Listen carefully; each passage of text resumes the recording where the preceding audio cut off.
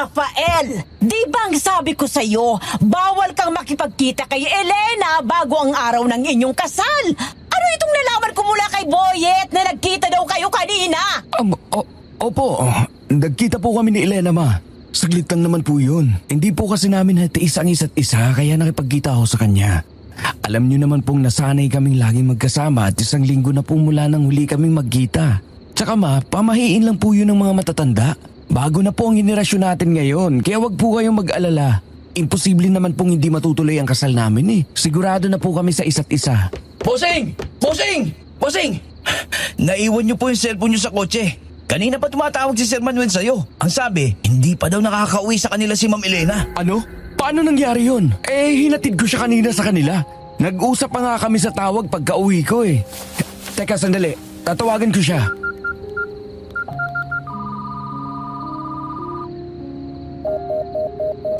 Ano, iho?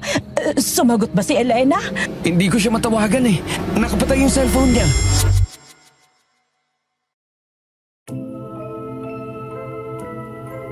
Naniniwala ka ba na bawal magkita ang groom at bride bago ang araw ng kanilang kasal? May pamahiin din ba kayong ganyan sa inyong probinsya? At kung ikaw ang nasa sitwasyon ni Rafael, ikakasal ka na bukas tapos biglang nawala ang iyong mapapangasawa, hahanapin mo ba siya? O susuko ka na lang basta-basta? At paano kung sa paghahanap mo, malalaman mong may iba pa palang nagnanasa sa kanya? Paki-comment na lang po ang inyong sagot sa ibaba. Excited po kaming mabasa ito. At ngayon, sabay-sabay nating pakinggan ang nakakaintrigang kwento ng pangyayaring sumubok sa 2 taong nagmamahalan.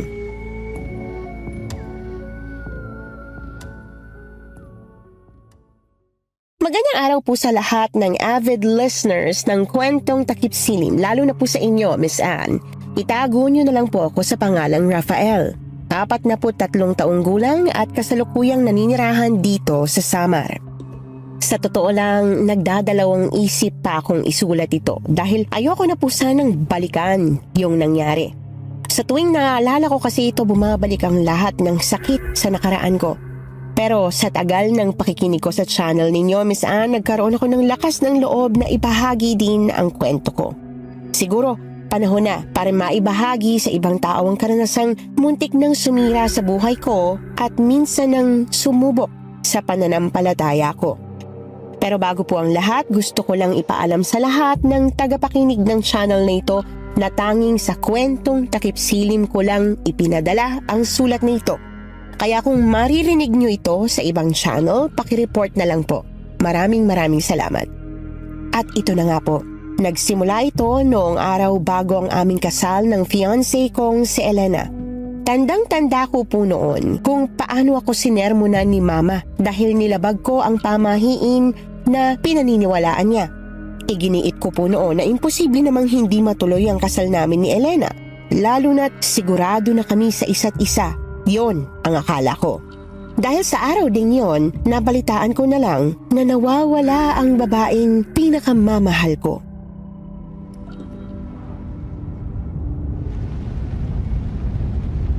Paalis na yata si Sir Manuel, Bossing. Hinto mo ang kotse, Boyet. Opo, boss. Magandang umaga po, Tito Manuel. Gusto ko lang pong itanong kung tumawag na po ba ang mga pulis sa inyo? Ano pong sabi nila? May lead na po ba sila kung nasaan si Elena? Wala pa silang maibigay na impormasyon.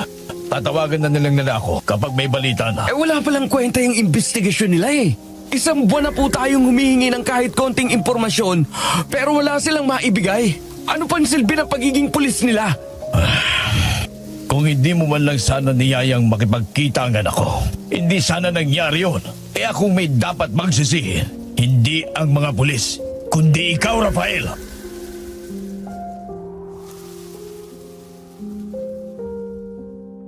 Nagulat ako sa sinabi ni Tito Manuel. Hindi ko lubos maisip na ako pala ang sinisisi niya sa pagkawala ng anak niya. Pero ramdam ko na noong una pa lang, nag-iba na ang pakikitungo niya sa akin. Para kung binuhusan ng malamig na tubig sa narinig ko. Tama naman siya, wala dapat sisihin kundi ako. Naging matigas ang ulo ko at naging makasarili. Kung tutuusin, isang araw na lang sana at kasal na kami. Pero hindi ko yon hinintay dahil mas nagpadala ako sa damdamin ko. Kung alam ko lang na mangyayari yon, Miss Anne, hindi na sana ako nakipagkita pa kay Elena.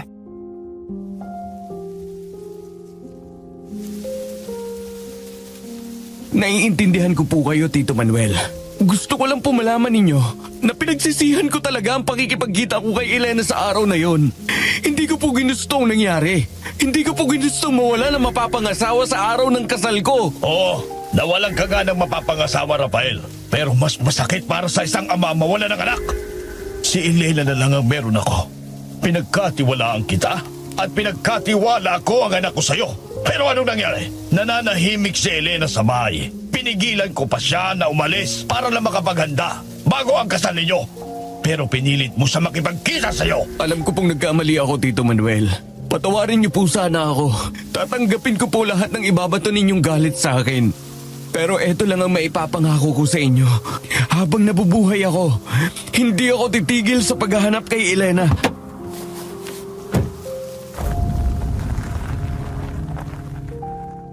Hindi ako nakarinig ng sagot mula sa kanya. Sumakay siya sa kotse at mabilis na pinatakbo ito. Ako naman ay naiwang nakatayo sa tapat ng gate kasama si Boyet. Nanginginig ang kamay ko sa sakit pagkatapos ng usapan namin.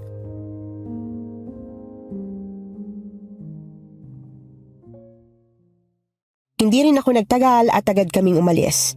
Pero kahit konting impormasyon, wala pa rin akong nakuha mula sa mga pulis noon. Gulong-gulo ang isipan ko kaya niyaya ko si Boyet na magpunta sa bar para lunurin ang sarili ko sa alak para kahit saglit man lang makalimutan ko ang lahat ng nangyari.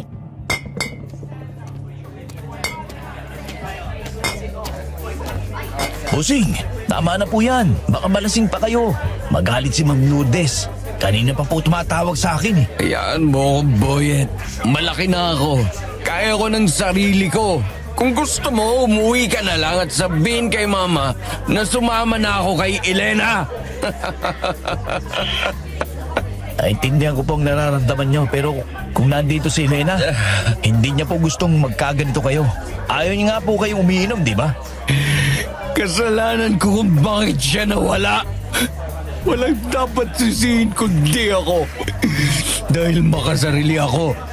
Kaya dapat lang naparusahan kong sarili ko. Boss, naiintindihan ko po kayo. Pero wala po kayong kasalanan. Magkaiba ang nagkamali sa nagkasala. Alam ko po na hindi niyo ginusto mangyari yun. Lahat tayo nagkakamali. Kaya wala kayong karapatan na parusahan ang sarili ninyo.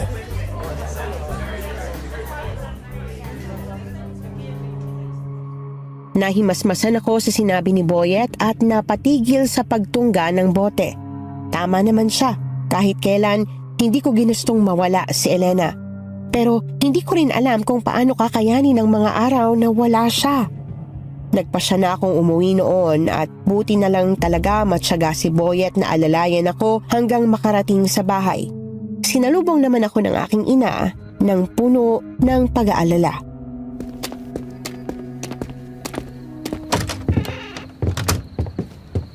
Rafael, anak! Lasing ka ba? Ma, kung sisermonan mo lang ako, pwede ba ipagpabukas mo na? Sobra na yung sakit. Hindi ko na kaya. Madam, hayaan niyo po muna si Bossing. May pinagdadaanan lang po siya. Alam ko, Boyet. Kaya nga nag-aalala ako para sa anak ko. Ako na pong bahala, madam. Huwag na po kayo mag-alala. Boss, alalahin na kita. Hindi Boyet. Kaya ko ng sarili ko. Boss, baka mahulog po kayo sa hagdan. Sige na, Bossing.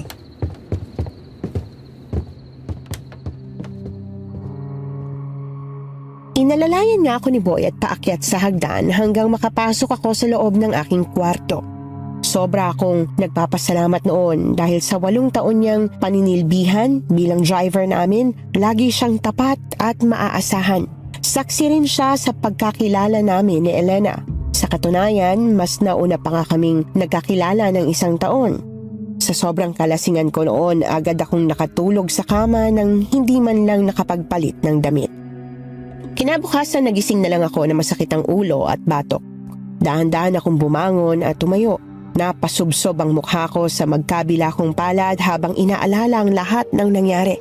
Tiningnan ko ang orasan, magtatanghali na pala, kaya agad akong bumaba papunta sa kusina.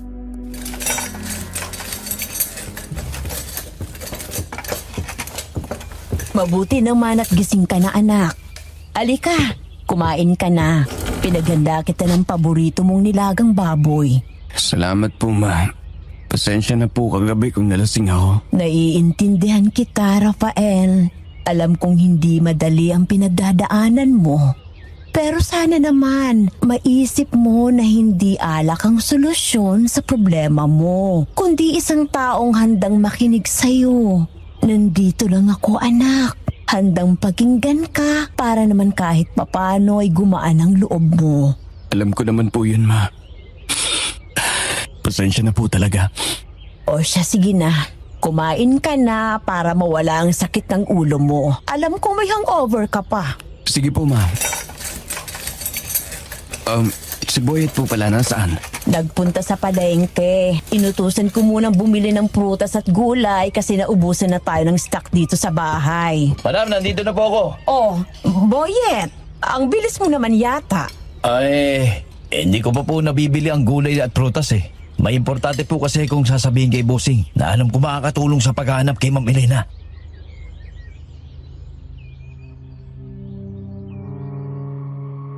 Parehas kaming nagulat ni Mama sa sinabi ni Boyet at napalingon ako sa kanya.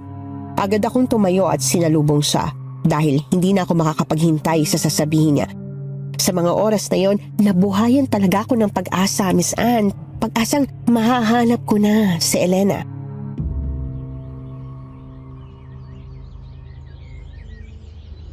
Makakatulong? Paano? May nasagap ka bang balita mula sa mga pulis? Nagkausap pa kayo ni Tito Manuel? Bossing, none of the above.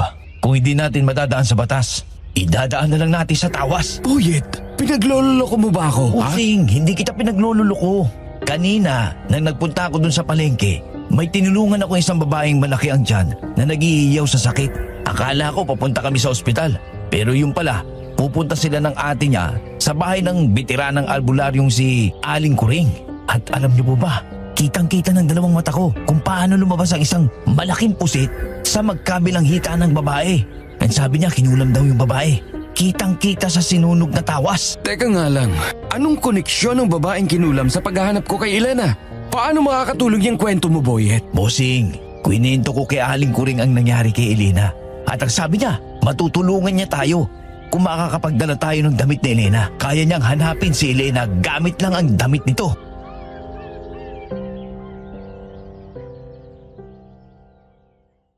Nagulat ako sa sinabi ni Boyet. Hindi ko alam kung maniniwala ako o hindi. Pero mas nangingibabaw sa akin ang kagustuhang subukan ito. Dahil kung iaasa ko lang sa mga pulis, wala talaga akong mapapala. Nasubukan ko na rin maglibot-libot sa bayan para magtanong-tanong at maglagay ng karatula sa bawat poste. Pero wala pa rin nakapagsabi kung nasaan si Elena. Kaya hindi na ako nagdalawang isip na puntahan ang veteranang albularyong sinasabi niya. Dala ang naiwang damit ni Elena sa kwarto ko.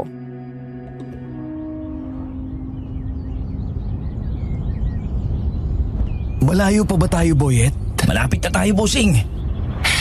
Sana nga totoong kaya niyang hanapin si Elena. Siya na lang ang pag-asa ko ngayon. Think positive lang, boss. Ang tunay na nagmamahal, napapagod lang pero hindi susuko. Siyempre naman hindi ako susuko kay Elena. Hindi ako titigil hanggat hindi ko siya nakikita. Pero sana kung nasan man siya ngayon, sana iligtas siya. Oh, dito na tayo, boss.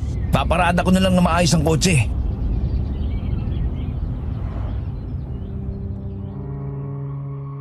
Nang makaparada na kami ni Boyet sa gilid ng kalsada, huminga muna ako ng malalim bago bumaba sa kotse. Aaminin kong kinabahan talaga ako noon. Hindi ko alam kung makukuha ko ba talaga ang mga sagot sa tanong ko. Nasa tapat kami ng pintuan nang kumatok ng ilang beses si Boyet at ilang segundo lang bumukas ang pinto. Bumungad ang isang matandang babaeng tansya ko ay nasa 80 anyos. Maputi at mahaba ang buhok, may bandana sa ulo. Payat at kulubot ang mukha. Ewan ko ba, pero nang makaharap ko siya, gumaan ang loob ko. Sobrang gaan ng aura niya kahit seryoso siyang nakatingin sa amin ni Boyet.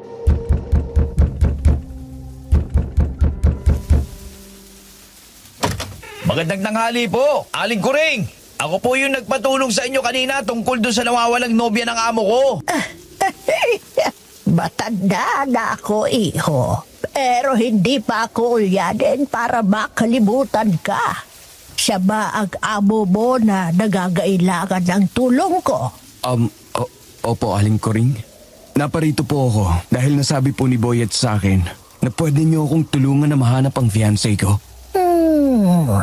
Pumasok muna kayo sa loob, iho. Doon natin ipagpapatuloy ang usapan. Tara boss, pasok tayo sa loob. Sige.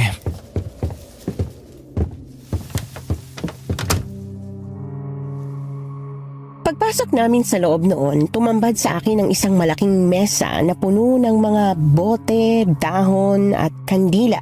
May nakalagay pang maliit na palangganang may tubig sa gitna. Napapalibutan ng puting kandila. May mga kwintas din na kakaibang hugis. May trianggulo at bilog na kumikinang. May 3 krus na gawa sa kawayang nakadikit sa pader malapit sa mesa.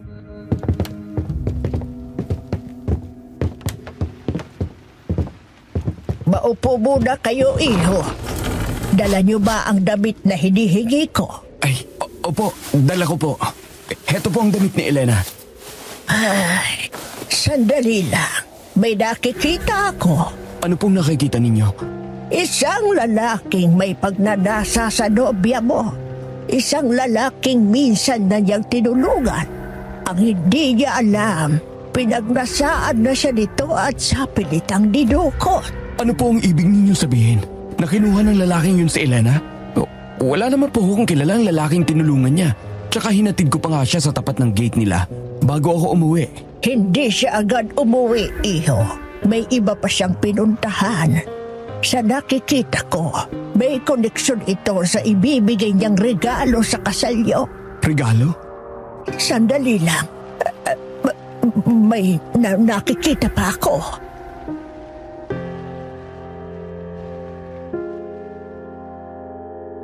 Hindi ako makapaniwala noon sa narinig ko kay Aling Kuring. Sinubukan kong alalahanin ang mga nangyari noong magkasama pa kami ni Elena. Wala naman ako natatandaan na lalaking tinulungan niya. Pero posible rin talaga ang sinasabi ni Aling Kuring dahil sa sobrang bait ni Elena. Maraming lalaki ang nahuhumaling sa kanya. Hindi naman sa pagmamayabang pero napakaganda niya. Matangos ang ilong na parang may dugong ibang lahi. Mahaba ang pilik mata, maputi at maganda ang pangangatawan.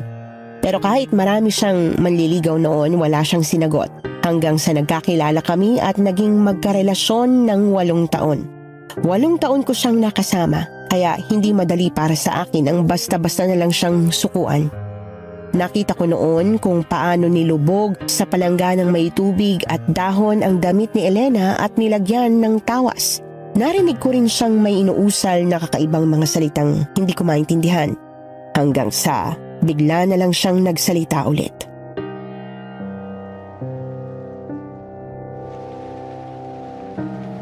Hindi normal na tao ang kumuha kay Elena, kundi aswang. Aswang? Aling Kuring, seryoso po ba kayo dyan o nag-joke time lang kayo? Wala akong panahon para makipagbiruan sa inyo, iho. Totoong sinasabi ko, isang lalaking aswang ang may matinding pagnanasa kay Elena. Kaya siya dinukot at ikinulong sa isang kwarto sa loob ng lumang bahay. Saang bahay po ba, Aling Kuring? Kung totoo man ang aswang na sinasabi ninyo, sabihin niyo po sa akin kung saan ko siya makikita. Anong pangalan niya? Iho, kumalma ka. Ay, hindi ko matukoy ang eksaktong pangalan niya dahil may humaharang, may ginagamit siyang panangga. Pero alam ko kung saang baryo niyo siya mahahanap. Baryo? Saang baryo po ba? Baryo Agnas.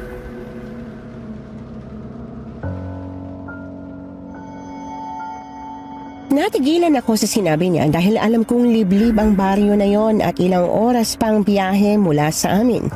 Kaya napaisip ako kung paano napunta si Elena doon at paano siya nadala ng aswang nang walang kahirap-hirap sa baryong yun. Hindi ko rin lubos maisip na may aswang pang nabubuhay nun. Naalala ko pa nung bata pa ako. Buntis si mama at nasa trabaho pa ang namayapa akong ama. Inaswang siya at nawala ang kapatid ko sa sinapupunan niya. Kitang-kita ko ang aswang sa bintana noon habang si mama ay umiiyak at dumudugo ang magkabila niyang hita. Doon ko naisip na totoo talaga ang mga aswang. Kaya walang dahilan para pagdudahan ko pa ang sinabi ni Aling Coring.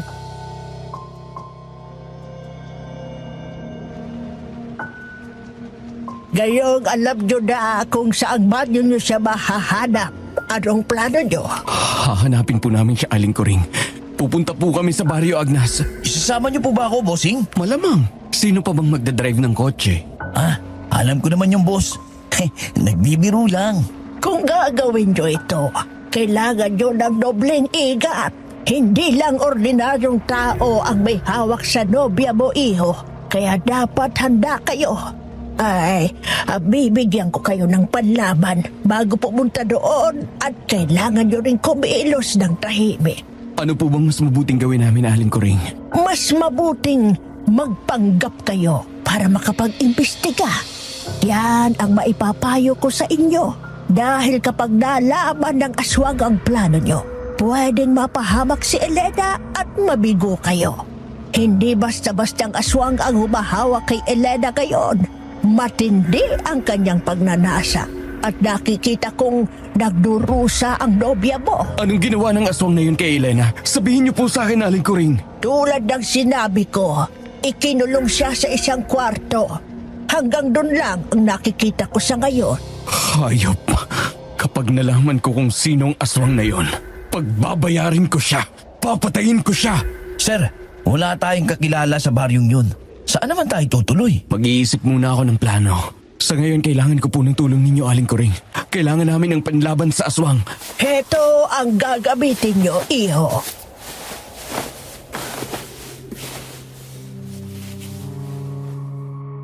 Sa gitna ng silid, sa ibabaw ng lumang hapag na puno ng gasgas at marka ng panahon, dahan-dahang inilapag ni Aling Coring ang isang lumang bayong. Hindi yun basta-bastang bayong.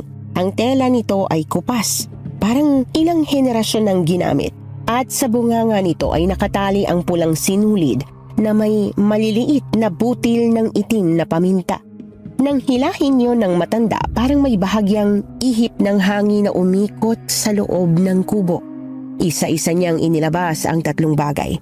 Una, isang maliit na supot na gawa sa puting tela, tinahi ng kamay at may burdang simbolo na hindi ko maintindihan.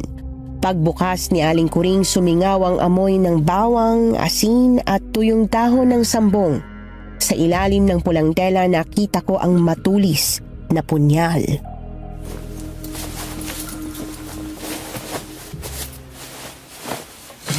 Ang punyal na ito ay may orasyon at dugo ng sigbi. Ingatan nyo ito, iho. Magkano po ba ito, Aling Coring? Walang bayad dyan. Simpleng hulog lang sa kahon ng donasyon ang tinatanggap ko. Teka lang, may kukunin lang ako sa aking kwarto. Sige po. Bossing, tulis niya na. Tamang-tamang pangkatay sa aswang na yun. Sana nga, Boyet. Mahanap na natin ang aswang na kumuha kay Elena. Napakawalang puso niya. Hindi ko papalampasin ang ginawa niya sa babaeng mahal ko. Patawarin ako ng Diyos, pero makakapatay talaga ako. Heto ang langis ng dilimban. Panlaban sa mga dinalang sa kadiliman. Kumukulo ang langis kapag malapit sila sa iyo o nasa harap mo. Kapag isasaboy mo ito sa mata ng mga aswang, mabubulag sila. Pero hindi ito pwedeng matapon sa lupa dahil mawawalan ito ng bisa. Pwede mo rin itong ipahid sa katawan para hindi ka maamoy ng aswang. Eto naman ang buntot ng pagi. Magagamit nyo ito sa pakikipaglaban sa aswang. Kapag tinabaan sila dito, mapapaso at masusugatan sila. Ito lang ang pwede kong ibigay sa inyo ngayon. Maraming salamat po, Aling Coring. Malaking tulong na po ito para mailigtas namin si Elena. Basta, iho, huwag niyong kalimutang tawagin ang Diyos sa lahat ng pagkakataon. Opo, Aling Coring.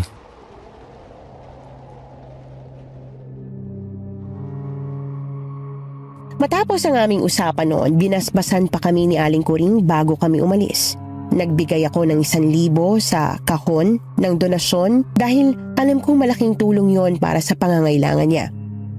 Hindi na nga kami nagdalawang isip na bumiyahe papunta sa Barrio Agnas pagkatapos naming kumuha ng ilang damit sa bahay at nagdala rin ng notebook at ballpen para sa planong naiisip ko. Hindi naman namin nadatnan si Mama noon kaya hindi kami nakapagpaalam sa kanya. Tansya ko, mahigit 2 oras din bago kami makapasok sa masukal na daan papunta sa baryo.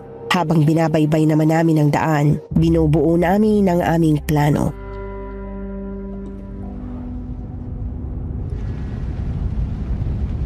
Ano ba plano mo, bossing? Mangungupahan tayo sa baryong yon at kailangan nating magpanggap ng mga journalist. Journalist? Ano po bang mission natin dun? Ano po sasabihin natin sa kanila? Maniniwala kaya sila sa atin, boss? Simple lang. Sabihin natin na gumagawa tayo ng human interest story tungkol sa buhay sa baryo at mga matatandang residente. Sapat na interesado tayo sa kanilang kwento at kultura. Pero paano kung mag-usisa sila? Kaya kailangan galingan natin sa pagpapanggap. Kailangan natural ang dating. Pagpapakilala tayo, sabihin ang pangalan, nauupa lang tayo pansamantala para mas maunawaan ang araw-araw nilang buhay. Gets ko na. So parang, magandang araw po, ako po si Boyet, journalist po ako.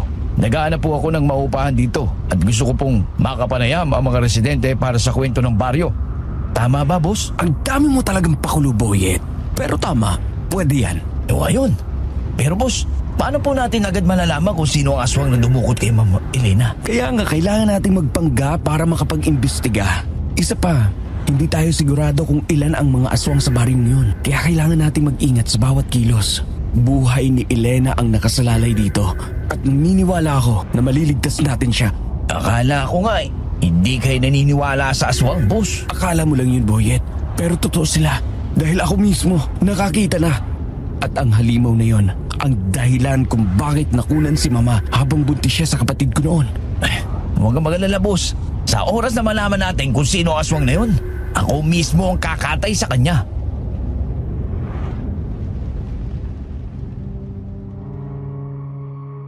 Bahagya akong natawa sa sinabi ni Boyet at napailing dahil sa kayabangan niya.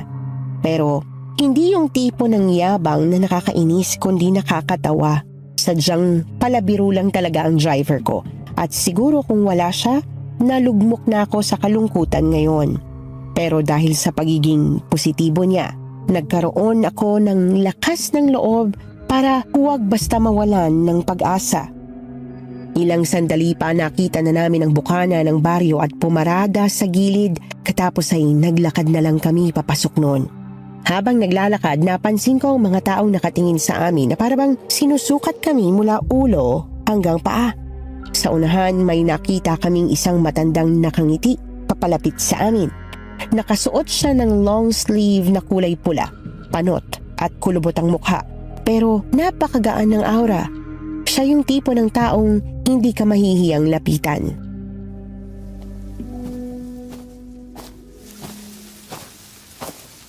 Magandang araw po. Magandang araw din sa inyo. Mukhang bagong dating lang kayo dito. May kamag-anak ba kayo dito? Wala po kaming kamag-anak dito. Ako po si Rafael. At eto naman po si Boyet. Naghahanap po sana kami ng mauupahan dito. Kahit pansamantala lang. Para manatili ng ilang araw habang gumagawa kami ng artikulo tungkol sa buhay sa baryo.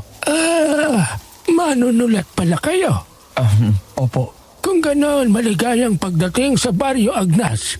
Ako si Timo. Tawagan niyo na lang akong lolo. Ano bang mga isinusulat niyo, iho? Tungkol po sa araw-araw na pamumuhay dito. At sakto po, isa po kayo sa matatanda dito sa baryo.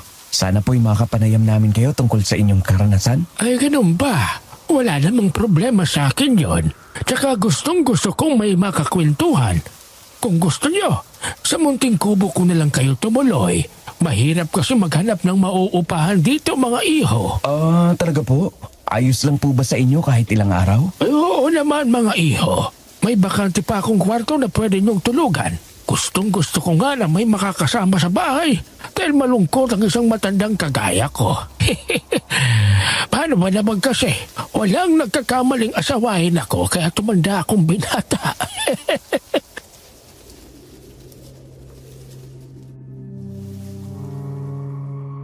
Natawa kami pareho ni Boyet sa sinabi ni Lolo Temo.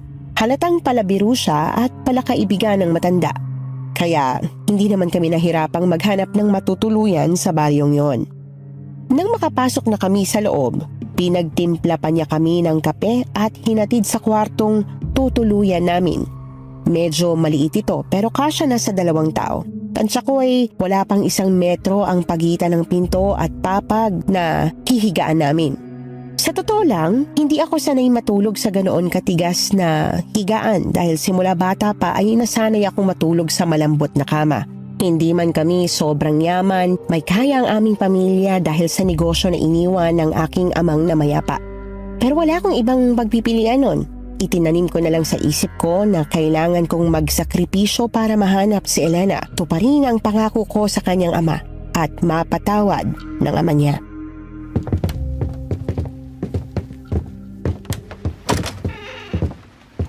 Ito ang magiging kwarto nyo, mga iho. Ayos lang ba sa inyo? Ayos lang po, Lolo.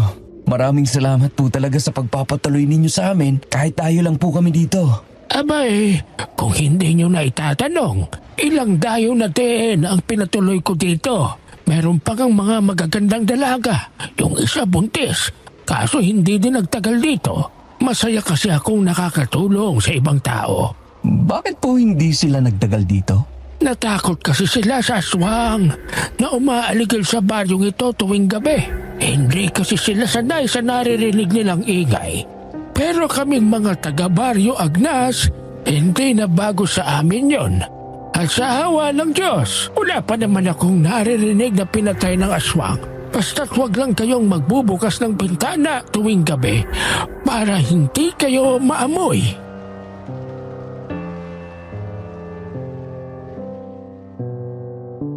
Naramdaman ko ang pagtayo ng mga balahibo ko sa mga oras na yon. Doon ko nakumpirma na totoo ang sinasabi ni Aling Kuring. Nasa Baryo Agnas nga ang aswang na dumukot kay Elena. Pero ang problema, hindi pa namin alam kung sino sa mga naninirahan sa baryo ang aswang na yon.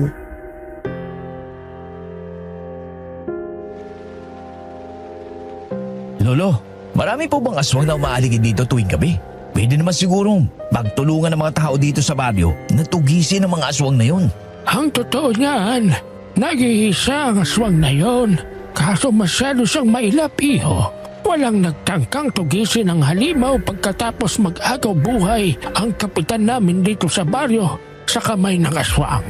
Ay buti na lang, hinayaan pa siyang mabuhay.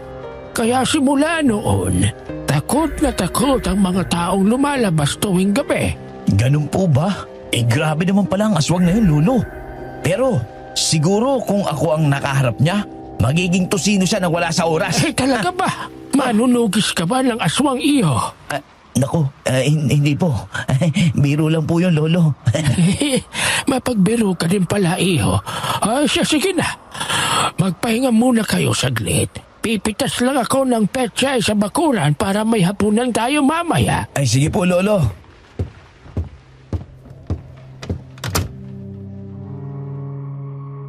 Pagkalabas ni Lolo Temo, nagkatinginan kami ni Boyet. Tsaka sumilip ako sa bintana saglit. Nilibot ko ang aking tingin sa paligid. Palubog na ang araw kaya kailangan na naming ihanda ang sarili namin sa naiisip kong plano. Sa isip ko noon, kung lalabas ang aswang na yon tuwing gabi, pwede namin siyang masundan gamit ang langis na ibinigay ni Aling Kuring para hindi niya kami maamoy ni Boyet. At nang sa ganoon, malaman namin kung sino siya at kung saan siya nakatira.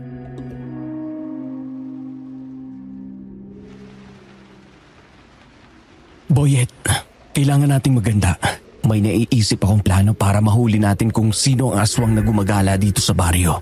Malakas ang kutob ko na siya din ang dumukot kay Elena. Anong plano mo, bossing? Susugurin ba natin yung aswang? Ay, game ako dyan. Katayin natin. Hindi dapat tayo magtira ng isang mata. Pugutan na din natin ang ulo para ipalapa sa aso. Boyet, hindi tayo pwedeng magpadalos-dalos. Kumalma ka lang. Hindi pwedeng malagay sa alanganin si Elena. Okay. Nakakainis lang kasi. Isipin mo po, ang layo ng pinagdalan niya kay Elena. Dinala niya pa talaga dito sa baryong to. Ano yun? Nambibiktima siya ng taga-syudad tapos ikukulong niya lang dito sa baryo? May hayop talaga ang aswang na yan ah. Kahit aswang pa siya, hindi ko siya aatrasan, Boyet. Magkakamatayan talaga kami. Huwag kang mag-alala, boss. Nandito lang ako sa likod mo. Handa akong rumesbak. Kahit patayan pa yan, handang-handa ako. Salamat sa lahat, Boyet. Siguro kung wala ka, hindi ko malalaman kung nasaan si Elena. Hindi ko malalaman na dinukot pala siya ng aswang at dinala sa baryong ito. Wala yung boss, maliit na bagay. Pero ano talagang plano niyo mamaya, bossing? Magbantay tayo hanggang sa lumabas ang aswang na yon sa lungga niya. Tsaka natin siya susundan. Basta ihanda mo lang ang mga panlaban. Para kung sakaling mahuli tayo, malalabanan natin siya. O, sige, bossing.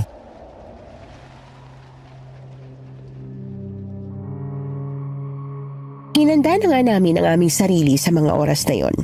Habang nag-aayos ng bag, nakita ko ang pitaka ko at binuksan ito. Hindi ko mapigilang mapaluha nang makita ang litrato namin ni Elena. Hinalikan ko ito, saka huminga ng malalim para pakalmahin ang sarili habang si Boyet naman ay nakatingin sa akin na halatang naaawa sa sitwasyon ko. Kinagabihan noon, niyaya kami ni Lolo Temo na maghapunan. Paglapit namin sa mesa, may nakalapag na adobong pechay, saging at pinong kanin.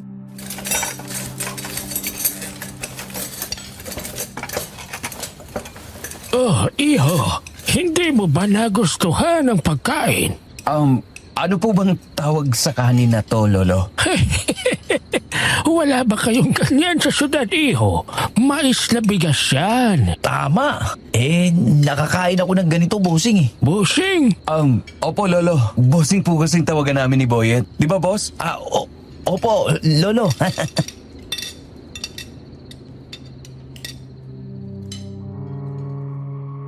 Nadulas nga si Boyet noon at buti na lang talaga ay nalusutan ko yon.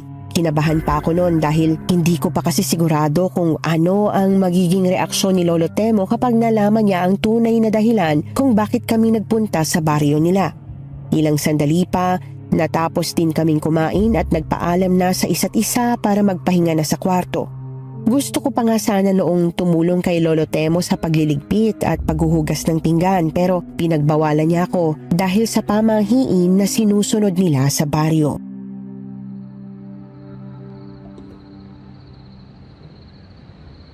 Muntik na tayong mabuking kanina, Boyet. Buti na lang nalusutan ko pa. Di ba nga sabi ko sa'yo, magpapanggap tayong mga journalist? Bossing, pwede mo naman po natin sabihin na assistant mo ko at ikaw talaga ang manunulat, hindi ako. Kahit na, kailangan nating mag-ingat sa mga kilos natin. Alam ko, boss, pero mukha namang mabait at mapagkakatiwalaan si Lolo eh. Kaya kung malaman man niya ang totoo, maiintindihan naman niya siguro tayo. Sumunod ka na lang sa plano ko, Boyet. Opo, bossing. Ano yun? Ha? Andiyan na yata ang aswang sa labas, boss! Teka, sisilipin ko sa bintana. Ilabas mo ng langis. Bilis!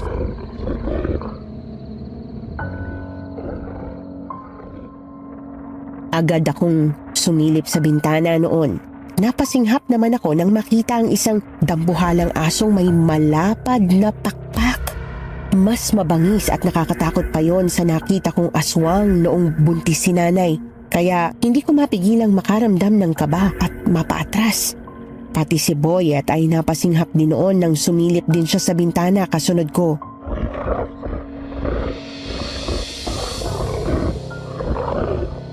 Boss, buong buhay ko, ngayon lang ako nakakita ng ganyang klaseng nilalang.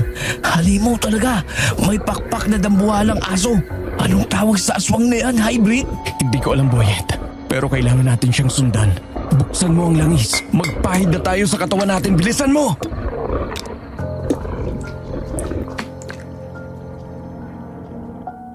Agad naming pinahid ang langis sa kamay, paa at leeg namin bago ito binalik sa bag. Agad ko ring nilabas ang punyal at buntot ng pagi. Tsaka dahan-dahang lumabas sa bintana nang makita naming tumakbo ang aswang papalayo. Halos pigil hininga kaming tumapak sa lupa at mabilis na tumakbo tsaka nagtago sa may malaking puno. Doon namin nakitang nagpalit anyong tao ang aswang. Isang lalaking kaedad ko lang pero mukhang mas matangkad at malaki pa ang katawan ko sa kanya. Nakasuot siya ng bandana sa ulo at mahabang damit na kung titingnan ay parang isang albularyo katulad ni Aling Kuring. Hindi ko lang ito masyadong namumukhaan dahil medyo madilim ang paligid noon. Nakita ko naman siyang pumasok sa isang kubo kaya dali-dali kaming naglakad ng payuko hanggang sa makarating kami sa likod ng bakuran. Doon nanlaki ang mga mata ko nang marinig ang sigaw ng babae.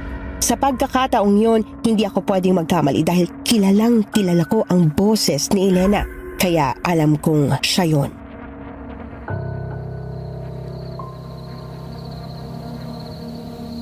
Pagkawalan mo ako dito, demonyo!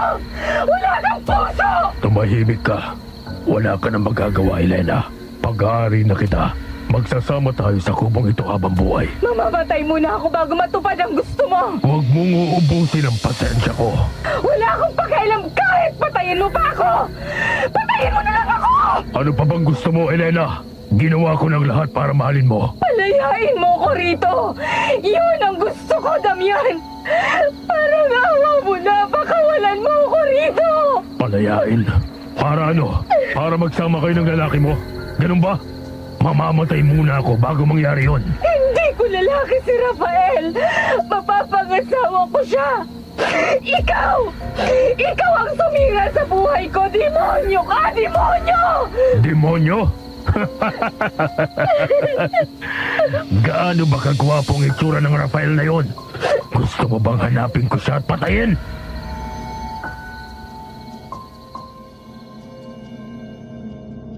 Nanigas ang buo kong katawan noon, Miss Anne. Alam kong hindi ako po pwedeng sumugod ng basta-basta dahil baka mas lalong mapahamak si Elena. Pero halos mag-apoy ang dibdib ko noon dahil sa magkahalong sakit at galit na nararamdaman ko. Hindi ko man nakita si Elena noon pero dinig na dinig ko ang boses niya at kita ko kung paano siya nagdurusa sa kamay ng demonyong aswang.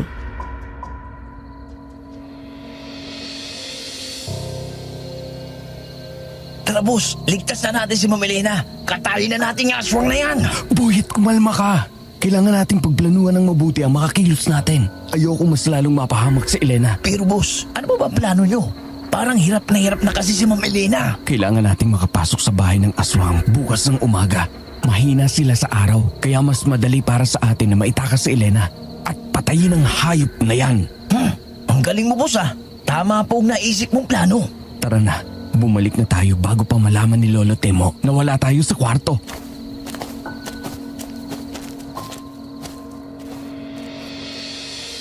Dahan-dahan kaming umurong mula sa likod ng bakuran. Bawat hakbang ay sinasabayan ng kabog ng dibdib ko dahil ayokong makagawa ng kahit kaunting ingay. Muli naming sinilip ang kubo at nang masiguro naming tahimik na sa loob, mabilis kaming nagtago sa dilim ng mga puno hanggang makalayo.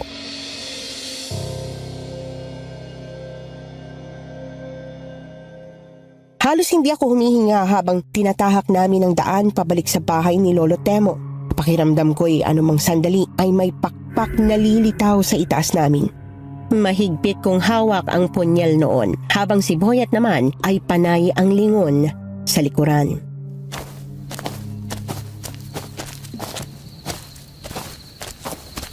Huwag kang lilingon ng lilingon. Bilisan na natin, Boyet. Dahan-dahan lang ang tapak sa lupa. Opo, boss. Ikaw muna, Boyet. Dahan-dahan. Baka makagawa tayo ng ingay.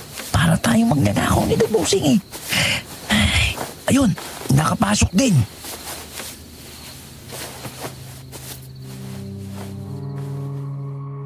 Nang tuluyan siyang makapasok sa bintana, iniabot niya ang kamay niya sa akin at marahan niya akong hinila papasok. Pagkapasok ko, agad naming isinara ang bintana. Pinunasan namin ang mga paa naming may putik gamit ang lumang basahan sa ilalim ng kama para hindi mapansin ni Lolo Temo kinaumagahan. Pareho kaming napaupo sa sahig habang hinihingal.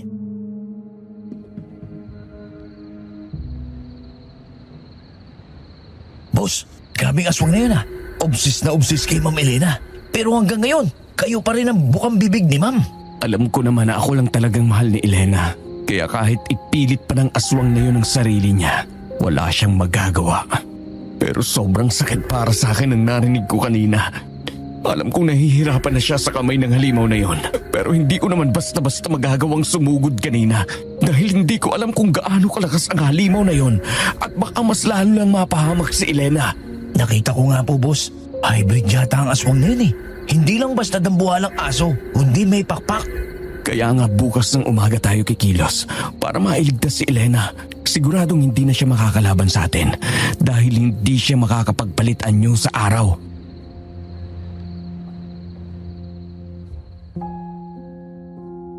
Sa pagkakataong yon, ayoko nang magpadala sa nararamdaman ko. Mas inuna kong gamitin ang utak at gumawa ng plano kaysa magpadalos-dalos dahil ayoko nang magkamali pa sa aking desisyon tulad ng ginawa ko noon. Ang makipagkita kay Elena kahit labag sa pamahiin ng matatanda. At yon ang dahilan kung bakit hindi natuloy ang pangarap na kasal naming dalawa.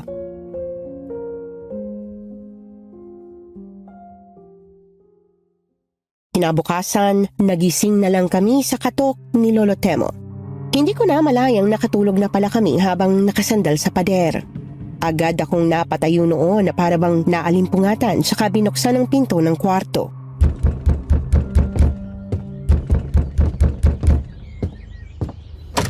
Magandang umaga po, Lolo Temo. Magandang umaga sa inyo, iho. Pasensya na kung naistorbo ko kayo. Nakahanda na kasing almusal sa mesa. Sabay-sabay na sana tayong kumain. Hindi po kayo nakadistorbo, Lolo. Kakagising lang din po namin. Sakto naman pong kumato kayo. Ay mabuti naman kung ganon. O siya, hintayin ko na kayo doon sa kusina at tayo'y kakain na. Sige po, susunod po kami. O siya, sige. Boyet, tara na. Sige, boss. Huwag na huwag kang madudulas ulit, Boyet. Sinasabi ko sa'yo, wala kang sasabihin tungkol sa nangyari kagabi. Opo, boss. Opo kayo mag-alala. Teka, anong nangyayari sa labas? May naririnig akong sigawan ng mga tao. Hindi ko rin alam, boss eh. Tara, tignan natin.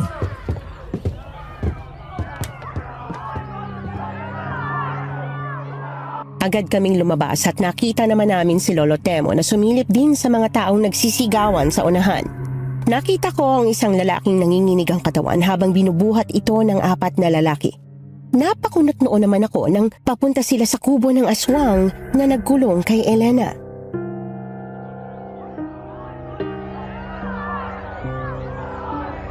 Lolo Temo, bakit po nila dinadala ang lalaki sa kubong yun? Inatake kasi ng sakit ang lalaki. Asawa ng kapitbahay namin. Sa tuwing may nagkakasakit, kay Damian nila dinadala. Si Damian lang kasi ang nag-iisang albularyo sa baryo namin. Albularyo? Ibig sabihin, manggagamot ang... si Damian? Oo, iho. Marami lang gumaling sa panggagamot niya. Kaya subok na siya ng mga tao rito sa baryo namin. Pwede po kaya akong magpagamot sa kanya?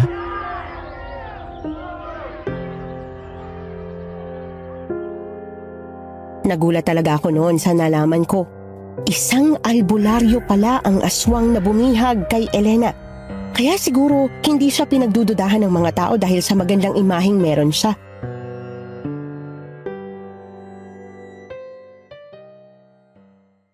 Kaya agad na nagbago ang plano ko. Naisipan ko noon na magpanggap na may sakit dahil yon ang tanging paraan para makapasok ng malaya sa kubo niya. Kung susugod kasi kami ng basta-basta doon, baka pag-initan pa kami ng mga tao sa baryo, lalo na't dayo lang kami at kilalang kilala siya bilang mabuting albularyo. Kita ko naman ang pagkagulat ni Lolo Temo sa sinabi ko.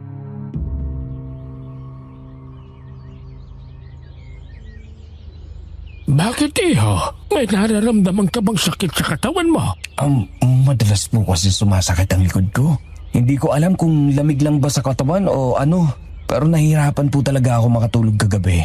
Iniinda ko po talaga ang sakit. Eh, ganun ba? Pwede naman, iho. Pagkatapos nung kumain, ihahatid ko kayo kay Damian. Salamat po, Lolo Temo.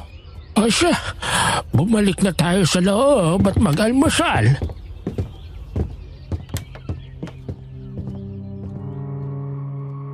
Pagkabalik namin sa loob ay tahimik kaming kumain. Madalas ko namang sinusulyapan si Boyet habang iniisip ang aming gagawin. Paulit-ulit kong inisip noon kung tama ba o mali ang gagawin kong plano pero Ayoko nang mag-aksaya pa ng oras noon kaya sumugal na ako sa paraang alam ko. Pagkatapos naming mag-almusal ay hinatid na kami ni Lolo Temo sa kubo ng albularyong aswang. Dala-dala namin ang aming mga bag noon na may lamang panlaban sa aswang. Nang nasa tapat na kami ng kubo, magkahalong kaba, galit at pagkasabik ang nararamdaman ko. Kitang-kita ko ang mukha ng lalaki. Wala man lang itsura, malalaki ang mga mata at may peklat pa ito sa pisngi niya.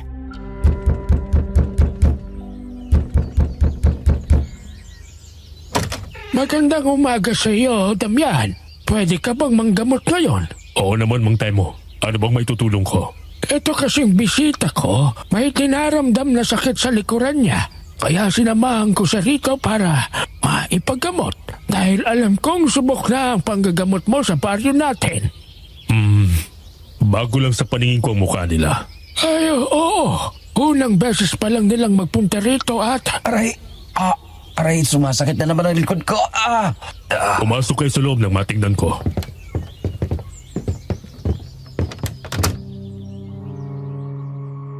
Nagkatinginan kami ni Boyet bago tuluyang tumawid sa pintuan ng kubo. Mabigat ang bawat hakbang ko habang kunwari ay nakahawak sa likod. Ramdam ko ang titig ni Damian, matalim at nanonood. Parang hinahalukay ang tunay kong pakay. Pagkapasok namin ay parang biglang nanahimik ang paligid. Tanging mahinang pagaspas ng hangin at paghinga namin ng maririnig.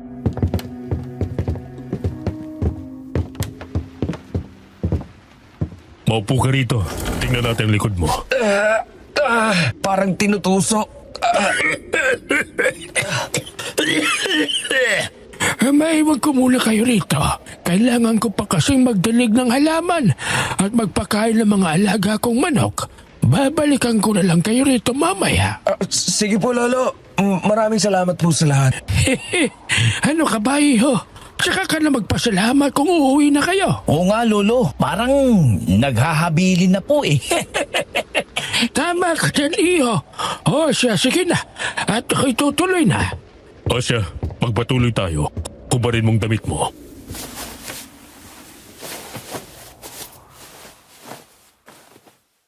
Agad kong hinubad ang damit ko at nagulat naman ako nang mapaso siya sa paghawak sa bato ko. At doon ko naalala ang langis na ipinahid ko kanina. Agad akong napatayo at napaatras mula sa kanya. Doon ko nakita ang pagkunot ng noo niya at ang galit sa kanyang mukha.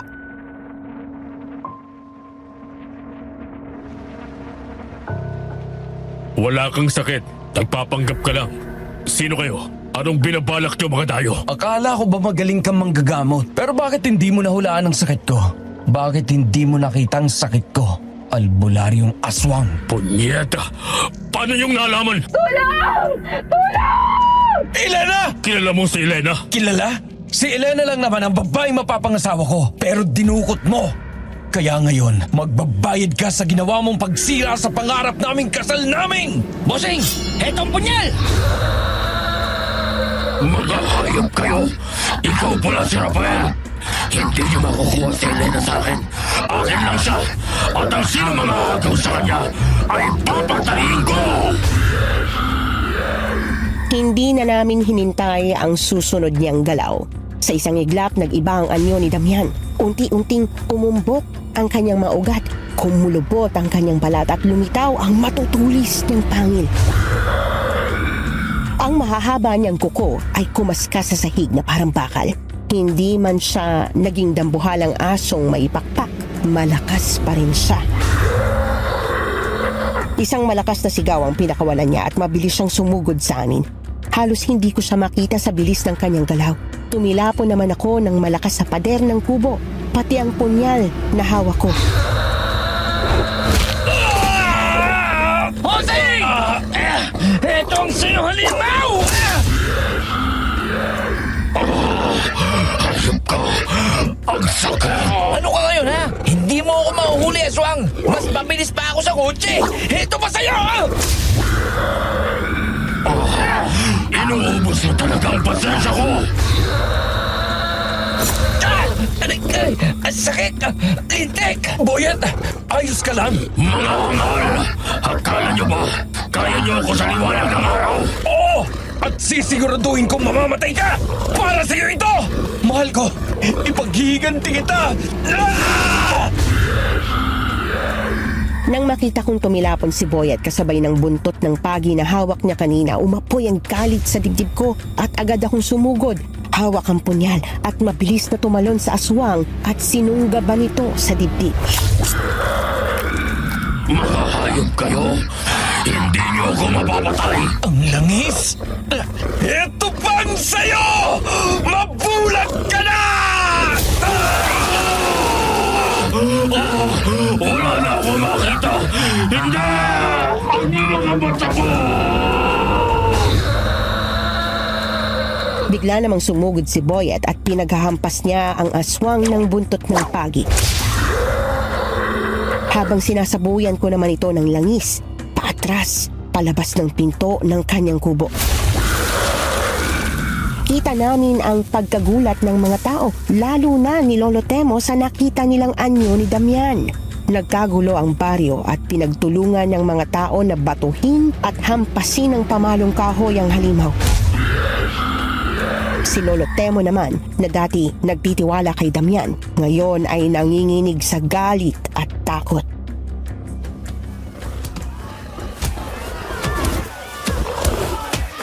Hiloko mo kami, Damian! Ikaw pala ang aswang na gumagala sa baryo. Bakit hindi man lang namin nalaman ito? Tumanggap kami ng isang halimaw sa lugar na ito. Dito na matatapos ang kasamaan mo. Pagbabayaran mo ang lahat ng yan. Hindi kita mapapatawad sa ginawa mo kay Helena. Tama na! Tama na! Ang sakit ko! Wala ka pala eh. Buti na lang may awa pa ako sa'yo. Kundi kinatay na kita ng buo at pinakain sa baboy na mo. Tama na, Boyet. Ilang sandali na lang. Mawawala na rin ang hininga ang halimaw na yan. Naipaghiganti ko rin sa wakas si Elena. Speaking of Ma'am Milena, Busing, nasa loob pa siya. Oo nga, si Elena.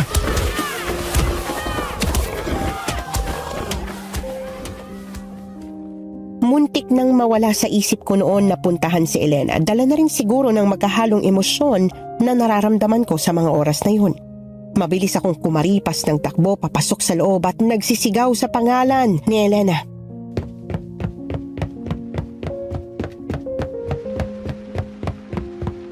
Elena! Elena! Nasaan ka? Rafael! Rafael, ikaw ba yan? Elena! Nandito ako, mahal ko! Elena, mahal!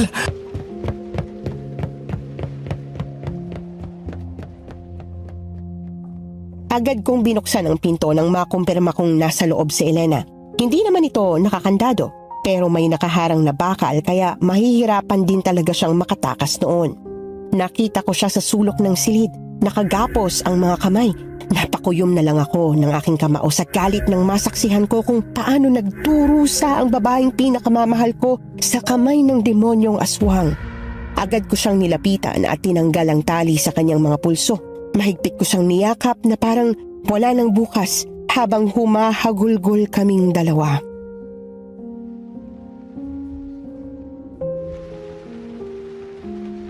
Elena, patawan! Patawarin mo ako. Kasalanan kong lahat ng ito. Wala kang kasalanan, Rafael. Hindi mo ginustong mangyari ito sa akin. Kung may dapat mang parusahan yun ang demonyong yun, wala siyang awa. Wala siyang puso. Pinagkait niya sa akin ang pangarap ko na maikasal sa'yo, Rafael. Huwag ka na mag-alala, mahal. Naipagiganti na kita sa kanya. Patay na siya. Alam na din ng mga tao ang tunay na baho ng albularyong aswang na yon. Salamat. Salamat, mahal ko. Akala ko hindi na kita makikita pa ulit. Narinig ko ang mga sigawan kanina. Akala ko napahamak ka na. Akala ko kung ano nang nangyari sa'yo. Pero salamat sa Diyos, pinagkita niya ulit tayo. Ano ba kasi nangyari? Sabihin mo sa akin, mahal ko. Anong ginawa niya sa'yo? Bakit tinapunta rito?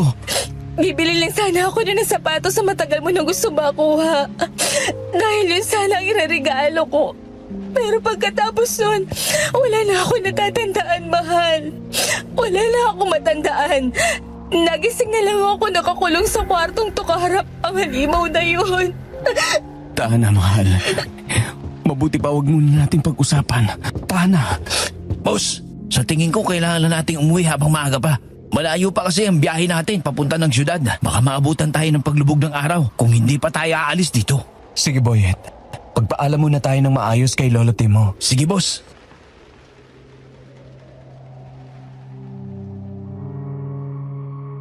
Buhat-buhat ko si Elena noon habang palabas kami ng kubo. Lahat ng mga tao ay napatingin sa aming dalawa at nagbubulungan. Sa pagkakarinig ko, sobrang ganda raw ni Elena na parang isang anghel. Napakaamo raw ng mukha at ngayon lang daw sila nakakita ng ganoon kagandang babae sa baryo nila. At ipinagmamalaki ko naman yon. Kaya nga napakaswerte ko na siya ang aking mapapangasawa.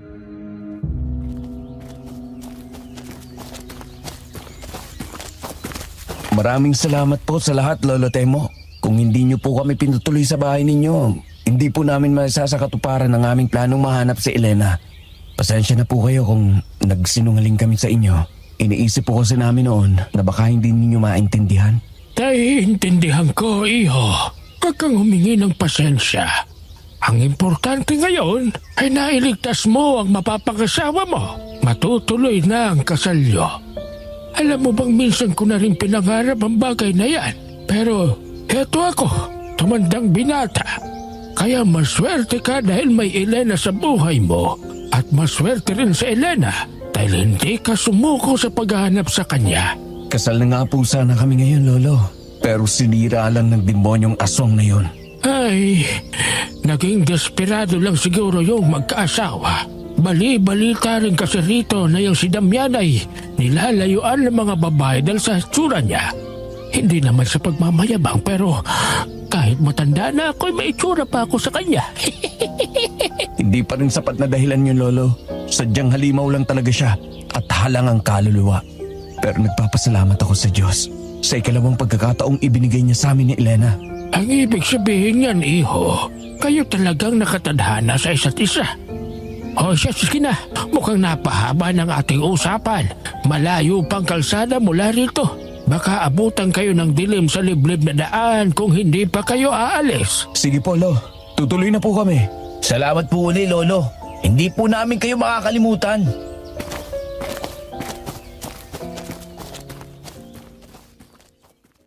Pagkatapos naming magpaalam kay Lolo Temo noon, sumakay na kami sa nakaparada naming kotse sa unahan ng bukana. Nasa likod kami ni Elena noon habang nagmamaneho si Boyet. Habang binabaybay namin ang daanan noon, napansin ko ang katahimikan niya. Ewan ko ba Miss Anne, pero parang may nag-iba sa kanya noon. Ngunit hindi ko na lang yun pinansin. Inisip ko na lang na pagod lang talaga siya kaya sobrang tahimik niya. Hindi ko na alam kung ilang oras ang tinagal ng biyahe namin noon dahil nakatulog ako sa kotse. Nagising na lang ako nang nakaparada na kami sa tapat ng gate. Pagpasok ko sa loob, nadatnan namin ang mama ko at sinalubong niya kami. Sobra ang pag-aalala niya sa akin noon kaya niyakap niya ako ng mahigpit hanggang halos hindi na ako makahinga.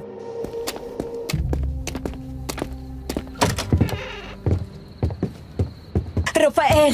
Ay, Diyos ko anak! Akala ko kung ano lang nangyari sa iyo. Hindi ka man lang nagpaalam sa akin nung umalis ka at hindi ka man lang nagparamdam. Pasensya na po, Ma. Marami lang pong nangyari. Pero huwag kayong mag-alala. Ligtas na po kami. Ligtas na si Elena. Elena? Opo, Ma. Nahanap po namin siya.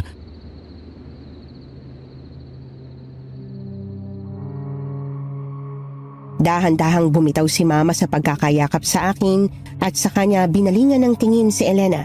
Nanlaki ang mga mata niya nang mapansin ang bahid ng sugat sa noo nito at ang pangangayayat nang matingnan niya ito ng malapitan.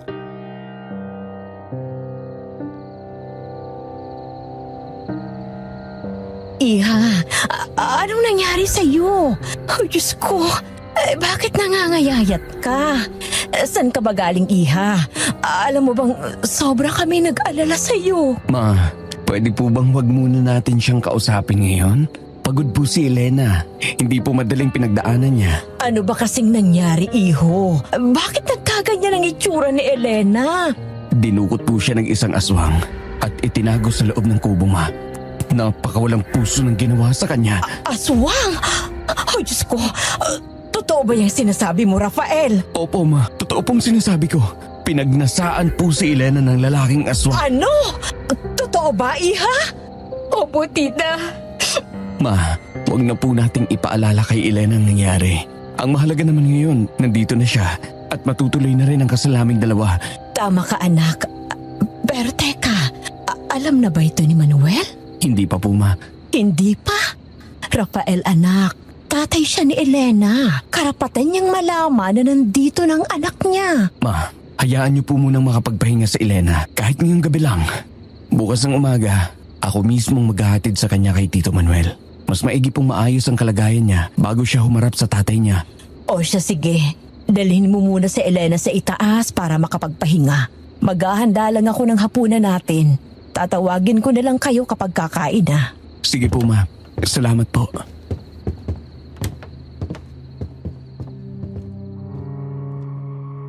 Inalalayan ko si Elena habang paakyat kami sa hagdanan noon hanggang sa makapasok kami sa loob ng aking kwarto. Marahan ko siyang pinaupo. Saka ako napatitig sa napakaganda niyang mukha, ngunit tahimik. Hinawakan ko ang kamay niya at hinalikan yon dahil sobrang na-miss ko talaga siya noon. Hindi ko napigilan ang aking sarili na magtanong sa napapansin kong katahimikan niya.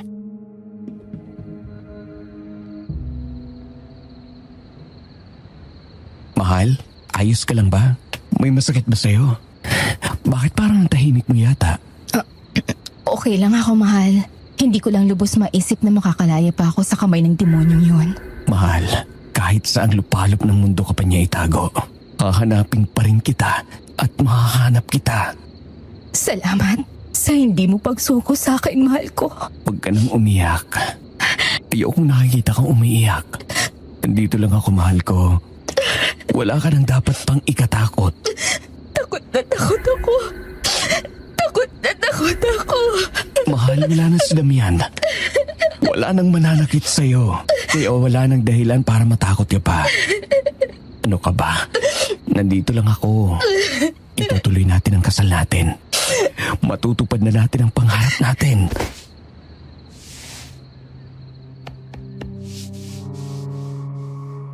Wala akong narinig na sagot mula kay Elena noon at bigla na lang niya akong niyakap ng mahigpit. Ewan ko ba, pero bakit may mali sa nararamdaman ko noon? Para bang may hindi siya sinasabi sa akin. Ngunit sa lahat ng pinagdaanan niya, hindi ko na naisip ang isang bagay na posible palang mangyari. Kinagabihan narinig namin ang boses ni Mama sa labas na niyayaya kaming kumain, kaya agad kaming bumaba papunta sa kusina para maghapunan. Nakita ko ang pritong baboy, nilagang baboy at adobong manok sa mesa na para bang may okasyon sa gabing yun.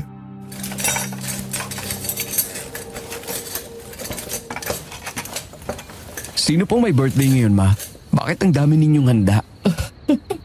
Wala naman, iho. Pero di ba, dapat nating i-celebrate ang pagbabalik ni Elena. Ay, oo nga pala, ma. Pero niluto ninyo itong lahat ng mag-isa? Nako, hindi, iho. Itong nilagang baboy lang ang niluto ko.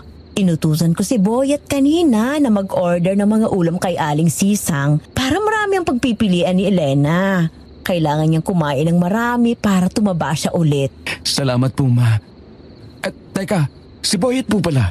Bakit hindi siya sumabay sa atin sa hapunan? Inutusan ko lang saglit. Naubusan kasi tayo ng bawang at asin. Nandito na po ako, madam. Ito po ang isang bugkos ng bawang at isang palot ng asin.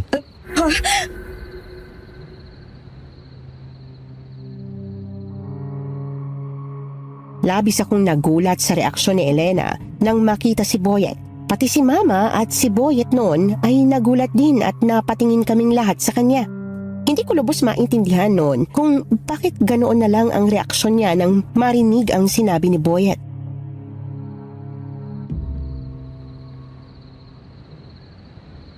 Mahal, ayos ka lang? Oo, mahal. Okay lang ako. Natakot yata sa itsura ko, sir. Siguro na trauma lang si Elena sa nangyari. Siguro nga po, sir. Pati ko kinatatakutan na ni Ma'am Elena. Bigla-bigla ka kasing sumusulpot. O siya, sige na. Kumain na tayo. Sumabay ka na sa amin, Boyet.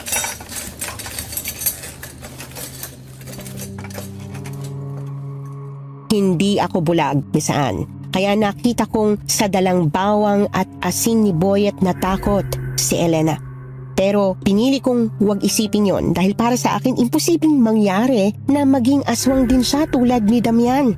At ayoko rin namang pag-isipan siya ng masama kaya inisip ko noon baka naalala niya lang si Damian nang makita niya yon kaya siya natakot. Nang magsimula kaming kumain noon napansin kong hindi siya kumukuha ng kahit isa sa mga ulam. Konti lang din ang inilagay niyang kanin sa kanyang pinggan kaya nakaramdam ako ng pag-aalala.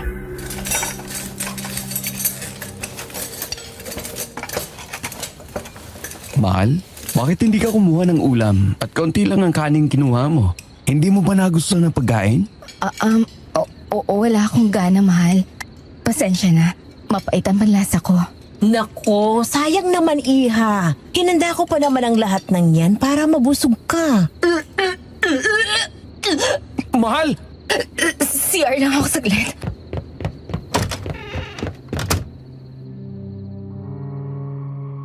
Agad na tumakbo papunta sa banyo si Elena at naiwan kaming tatlo ni Mama at Boyet sa hapag.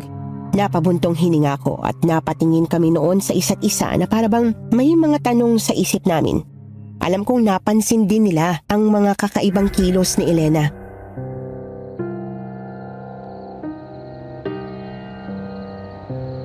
Bossing, wala ba kayo napapansin kay Ma'am Elena? Anak, hindi naman sa pinag-iisipan ko ng masama si Elena. Pero parang may kakaiba sa mga kilos niya. Napansin ko rin po yan, Ma. Pero ayokong pag-isipan ng masama ang babaeng mahal ko. Napaka-imposible namang mangyari yun, di ba? Sa bagay, tama ka naman anak. Pero ano bang nangyayari sa kanya? Bakit kanina pansin kong takot siya sa asin at bawang? Oo nga po, boss. Bakit po hindi natin siya sabuyan ng asin at bawang? Para malaman natin ang totoo. Baka ginawa rin siyang aswang ng albularong yun. O di kaya nahawaan siya. Hindi, Boyet. Hindi natin pwedeng gawin yan sa kanya. Paano kung nagkamali lang pala tayo ng iniisip? Ano na lang ang iisipin ni Elena sa atin kung sasabuyan natin siya ng bawang at asin? Ayokong magalit si Elena sa akin, Boyet. At saka naniniwala pa rin ako na trauma lang siya, kaya siya nagkaganyan. Hindi siya pwedeng maging aswang. Oh, may kumalabog sa CR, boss. Elena! Elena, mahal! Anong nangyari dyan? Ha? Narinig niyo yung boss? Diyos ko! Elena! Elena, buksan mo ang pinto! Bossing, naging aswang yata si Ma'am Elena. Katulad na rin siya ng albularong yun. Hindi! Hindi! Elena, buksan mo ito! Sisirain ko to! Halina ako! Nakikiusap ako sa inyo! Ayokong masaktan kayo! Ay, Diyos ko, Rafael! Naging halimaw ng boses ni Elena. Huwag mong bubuksan ang pinto! Kailangan ako ni Elena, Ma! Kailangan niya ako! Ayokong maging ganito! Mahal ko! Ano bang nangyayari sa'yo? Anong ginawa ng aswang na yun sa'yo? Bakit ka nagkaganyan? Isa na akong aswang, Rafael! Ginawa niya akong aswang! Huwag mong bubuksan ang pinto, anak. Mapapahamak tayo rito. Baka kung ano nang magawa niya sa atin. Oh, Diyos ko! Tama si Ma'am Bossing. Mabuti pa siguro na bukas na lang natin palabasin si Ma'am Elena. Sa ngayon kasi, baka hindi niya makontrol ang nangyayari sa kanya. Hindi. Hindi aswang si Elena. Hindi pwedeng masira ang pangarap namin. Ginawa ko ang lahat para mahanap siya. Hindi. Hindi. Boss, huwag po kayong mawala ng pag-asa. Baka pwede pang bumalik si Ma'am Elena. Magpapatulong tayo kay Aling Kuring.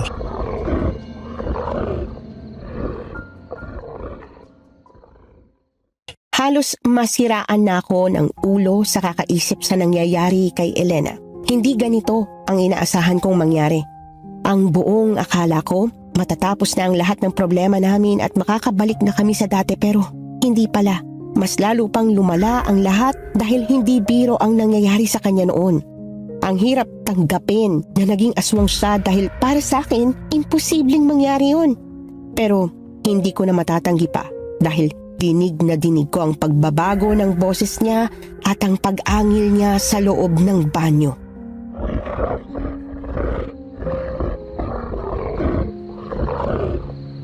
Mahal ko. Elena, Ayos ka lang ba dyan? Patawarin mo ako. Patawarin mo ako. Nagugutom ako.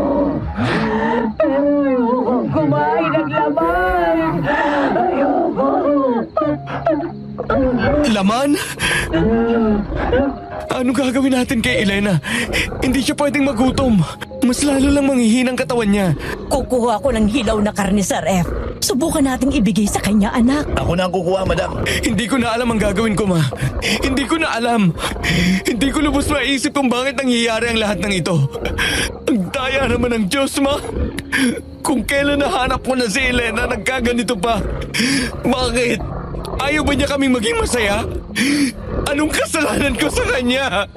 Anak, huwag mong sisihin ang Diyos sa nangyari.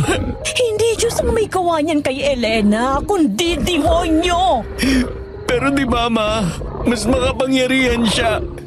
Bakit hindi niya nagawang protektahan si Elena sa demonyong yun? Anak, hindi mo maililigtas si Elena kung wala ang tulong ng Diyos. Tulad nga ng sinabi ni Boyet, may pag-asa pang bumalik sa dati si Elena, kaya huwag kang panghinaan ng loob. At tandaan mo ito, wala kang karapatang pagsalitaan ng Diyos na nagbigay sa atin ng buhay. Wala kang karapatang sisihin ng Diyos sa kasalanan ng demonyo.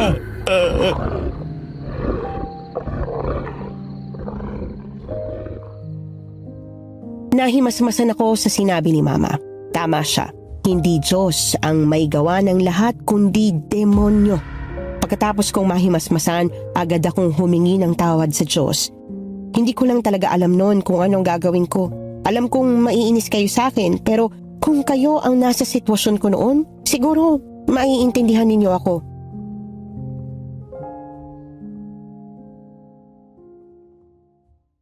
Pagbalik ni Boyet galing kusina, dala niya ang 2 hiwa ng karne na kasing laki ng palad. Dahan-dahan kong binuksan ang pinto gamit ang duplicate na ibinigay sa akin ni Mama. Pagkapasok ko, nagulantang ako nang makita ang kakaibang itsura ni Elena. Kulubot ang mukha niya, maitim na parang sunog. Mapupula ang kanyang mga mata. May matutulis na pangil na lagpas sa bibig at may mahahaba at matutulis na kuko na kulay itim. Naturog ako habang pinagmamasdan ng itsuraan ng babaeng pinakamamahal ko.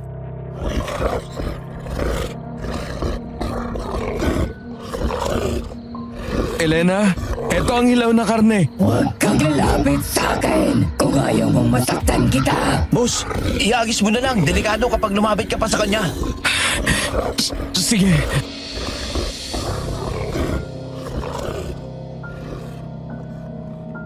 Nanginginig ang kamay ko habang hawak ang hilaw na karne. Huminga ko ng malalim at inihagis ang buong laman sa kanya.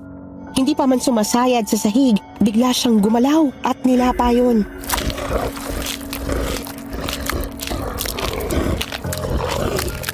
Grabe, kulang pa yata sa kanya, bossing, oh. Nagugutom pa ako. Elena, mahal, kontrolin mo. Gutom na ako. Tulungan mo ako, mahal. Tulungan mo ako. Ito pa, Ma'am Elena. Saluhin mo. Mahal, okay ka na ba? Iwanan na ninyo ako rito, Rafael. Nakikiusap ako. Natatakam ako sa laman ninyo.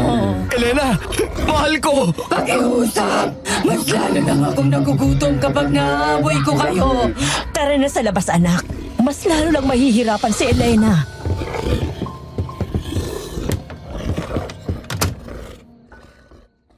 Wala akong nagawa noon kundi lumabas at ikulong si Elena pansamantala sa banyo. Para akong sinasaksak ng paulit-ulit sa dibdib habang naririnig ko ang paghagulgol niya sa loob. Nakasandal lang ako sa pinto noon habang pinakikinggan siya at patuloy sa pagpatak ang aking mga luha.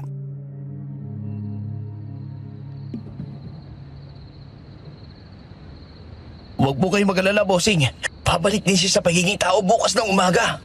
Sobrang sakit na makita ko siyang nagkakaganyan, Boyet. Alam kong hindi niya ginustong maging ganun.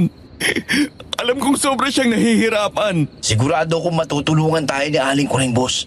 Think positive lang po. Salamat sa lahat ng tulong mo, Boyet. Hindi ka lang basta driver ko, kundi isang totoong kaibigan na dapat kong ipagpasalamat. Boss, para ko na rin kayong kapamilya. Kaya hindi ko kayang wala man lang maitulong sa inyo. Salamat ulit, Boyet. Hindi lahat ng tao kagaya mo.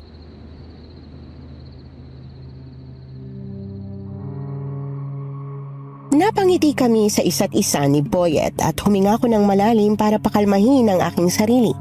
Hindi na nga ako nakatulog ng gabing yon sa pagbabantay kay Elena kasama si Boyet. Si Mama naman ay pinagpahinga ko na nang umatake ang migraine niya.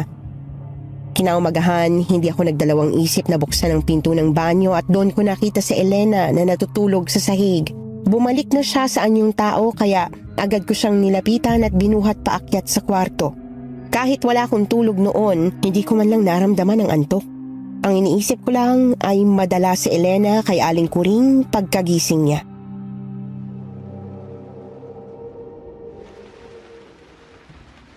Anong oras tayo pupunta kay Aling Kuring, boss? Maya-maya, pagkagising ni Elena, Sige, boss. I-dip lang po ako ng sandali. Inaantok pa sa ko eh. Alam niyo naman, napuyat din ako kagabi. Tawagin niyo na lang ako kapag aalis na tayo. Nasa baba lang po ako. Sige, Boyet. Mahal, Oh, mahal. Gising ka na pala. alam mo na ngayon ang totoo. Mahal, ayos lang yon. Ano ka ba? Huwag kang mag-alala. Sigurado ako mapapagaling ka ni Aling Kuring. Aling Kuring, sino siya? Isa siyang albularyo. Siya ang tumulong sa amin ni Boyet para mahanap ka. Nalaman niya ang nangyari sa'yo. Kaya kami nagpunta sa Barrio Agnas. Ayoko na ganito. Pero pinilit niya ako, Rafael.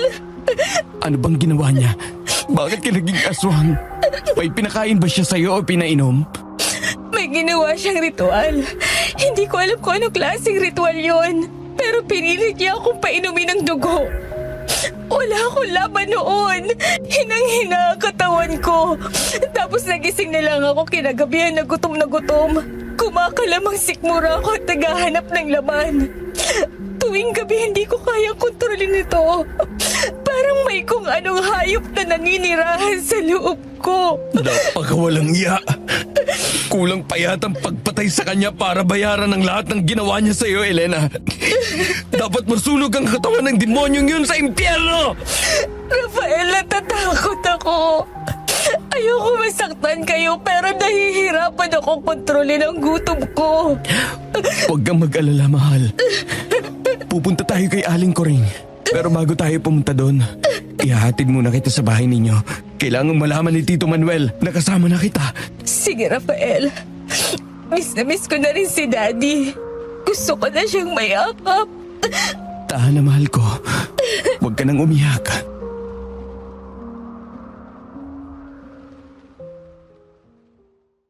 Pagkatapos ng usapan namin ni Elena, tinawag ko si Boyet sa ibaba at sakto namang gising na ito.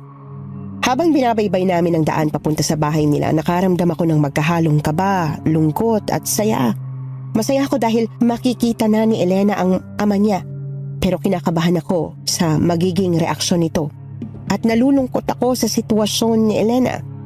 Pagdating namin sa harap ng gate, isinantabi ko muna ang lahat at narinig ko ang malalim na paghinga ng aking fiancé. Ngumiti siya ng malaki. Halatang excited na makita si Tito Manuel.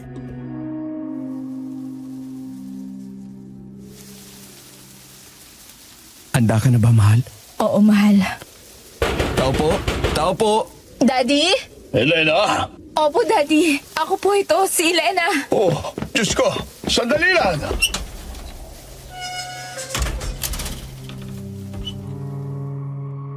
Kita namin ang pagkagulat sa mga mata ni Tito Manuel. Mababa lang ang gate ng bahay nila kaya nasilayan namin siya agad malapit sa garden. Dali-dali niyang binuksan ang gate at nanlaki ang mga mata niya nang yakapin siya agad ni Elena. Ilang segundo rin bago bumitaw sila sa isa't isa. Halata ang pagkabigla niya habang tinitingnan si Elena mula ulo hanggang paa.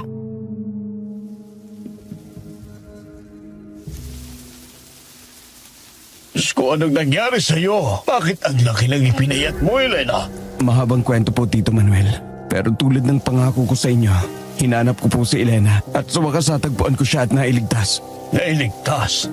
Saan? Gusto kong malaman kung ano ang nangyari sa anak ko. Sabihin ninyo sa akin ang lahat. Sa ngayon po, Hindi po kami pwedeng magtagal. May kailangan po kaming puntahan para maipagamot sa Elena. Ano? May sakit ang anak ko. Mahirap pong ipaliwanag. Pero gagawin ko ang lahat para bumalik lang po sa dati si Elena. Ano bang nangyari? Anong bumalik sa dati?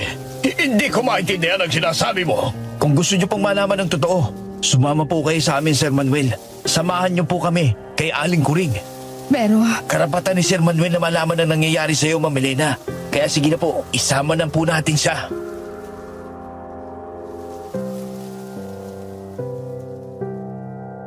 Sumang-ayon ako sa sinabi ni Boyet dahil mahirap para sa akin ang ipaliwanag ang lahat. Lalo na't hindi pa kami nagkakaayos ni Tito Manuel. Baka hindi niya ako paniwalaan, kaya mas mabuting manggaling ito kay Aling Kuring. Nakasunod naman ang kotse ni Tito Manuel habang binabaybay namin ang daan papunta sa bahay ni Aling Kuring hanggang sa makarating kami pagkalipas ng ilang minuto.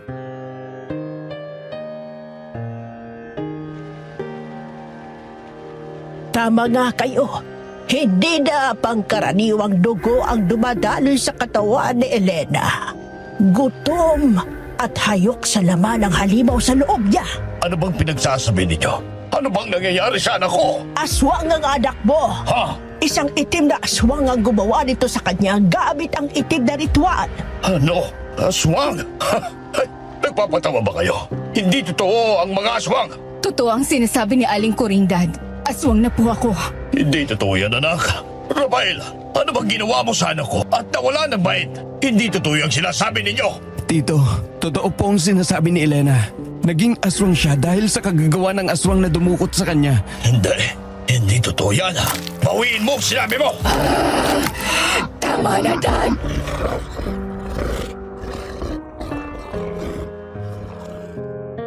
Pare-pareho kaming nanlaki ang mga mata maliban kay Aling Kuring. Kitang-kita ko ang pag-iba ng anyo ni Elena katulad kagabi.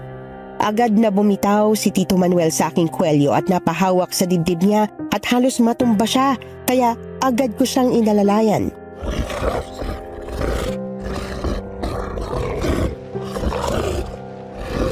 Anong klaseng? Hindi maaari. Kumalma po kayo, Tito Manuel.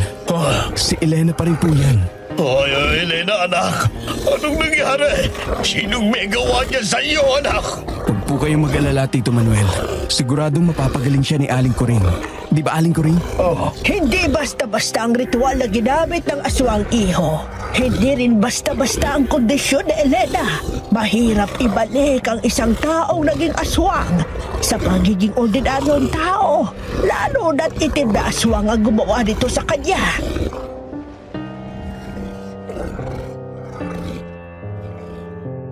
Gumuho ang mundo ko sa narinig ko mula kay Aling Kuring. Hindi pala basta-basta ang kondisyon ni Elena at mukhang hindi nga siya maibabalik sa pagiging ganap na tao.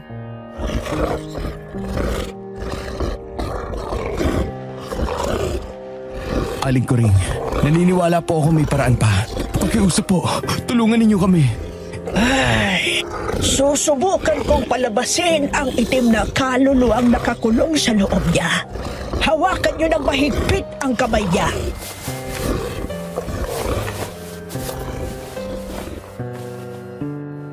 Agad naming hinawakan ni Boyet ang kamay ni Elena habang nakaupo siya sa upuang gawa sa kawayan. Hinawakan ni Aling Kuring ang kanyang noo sabay usal ng orasyon. Biglang lumakas ang hangin. Kumalansing ang mga bintana ng kubo na parang may umiikot na ipo-ipo sa loob. Naramdaman ko ang panlalamig ng paligid na parang may nagyayelong kamay na humahaplo sa batok ko. At doon ko narinig ang nakakatakot na boses ng aswang. Tuluyang naging garalgal at mabangis ang tinig ni Elena. Ang kanyang mga matay naging itim, halos mawalan ng puti. Nagpupumiglas siya kaya hinawakan namin siya ng mahigpit. Ngunit sa sobrang lakas niya, tila hindi na siyang Elena na kilala namin. Isang marahas na puwersa ang pinakawalan niya at tumilapon kami ni Boyet sa sahig. Hindi niyo ako mapapaalis. Lintik! Ang lakas niya, boss! Elena! Bakit? Mahal ko. Sa ngalan ng poong may kapal, lumayas ka, itim na kaluluwa! kayong magagawa pa! Akin lang siya! Pag-aari ko siya! Ang kaluluwa ng albularyong aswang ay nilalabanan ng orasyon ko. Hindi ko kinakaya. Inaagaw niya ang kaluluwa ni Elena. Napakawalang ya.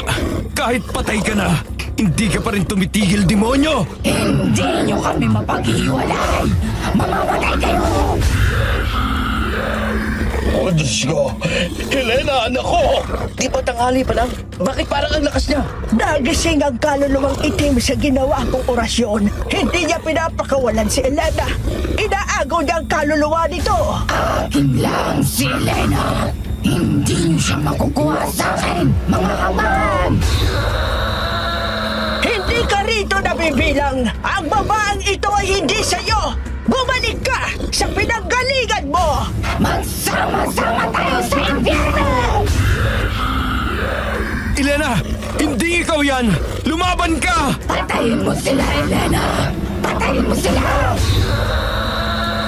Sa ngalan ng Ama, ng Anak at ng Espiritu Santo, bumalik ka sa pinanggalingan mong impyerno! Hindi! Elena! Elena, gumising ka! Ano nangyari sa kanya, Aling Kuring? Hindi kinaya ng katawan niya, iho. Masyadong malakas ang sumpa, kaya nabigo ako. Ano pong ibig ninyong sabihin? Nawala na siya? Ganun ba? Ikinalulungkot kong sabihin ito, iho. Pero tama ka. Wala na si Elena. Hindi! Hindi! Elena, mahal! Hindi! Anak ko! Anak ko! Gumising ka, anak! Elena!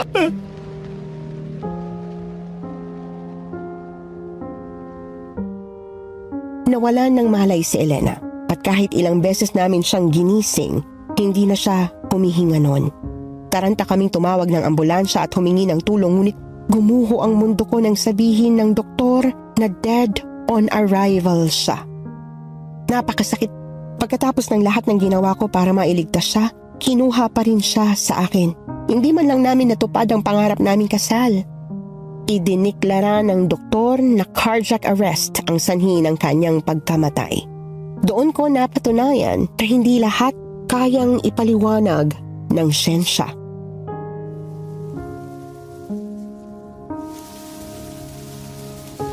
Tito Manuel, patawarin niyo sana ako kung nabigo ko kayo. Kung wala man lang akong nagawa para iligtas si Elena. Alam kong galit kayo sa akin, pero alam ng Diyos na hindi ko ginusto ito. Sobrang sakit pa rin po sa akin ito. Rafael, ginawa mo ang lahat para mahanap at maibalik ang anak ko. Pero siguro kailangan na nating tanggapin na hanggang dito na lang talaga ang buhay niya. Ibig sabihin po, hindi na po kayo galit sa akin? Matagal na kitang pinatawad, Iho.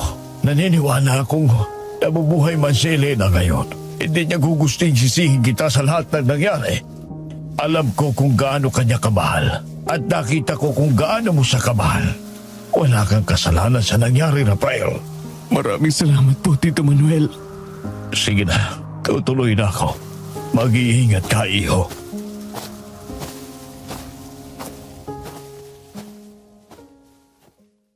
Pagkatapos ng pag-uusap namin ni Tito Manuel, gumaan kahit papaano ang loob ko. Pero hindi pa rin mawala sa isip at puso ko ang pagkawala ng babaeng pinakamamahal ko. Ilang buwan ko ring nilunod ang sarili ko sa alak. Nasangkot ako sa gulo sa loob ng isang bar at nakulong ng ilang araw.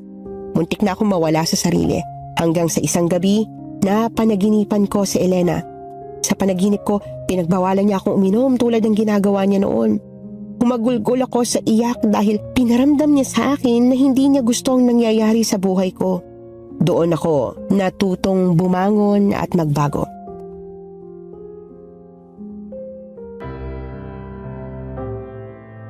Sa ngayon, ako ay naglilingkod bilang isang pastor na buong pusong nagtuturo, gumagabay at nagpapalaganap ng salita ng Diyos sa mga taong nangangailangan ng pananampalataya at pag-asa. Tulad ko na minsang lumihis ng landas dahil sa kabiguan at sakit ng buhay, Ngunit natutong bumangon at mas lalong nakakilala sa tunay na halaga ng buhay at biyaya ng Diyos.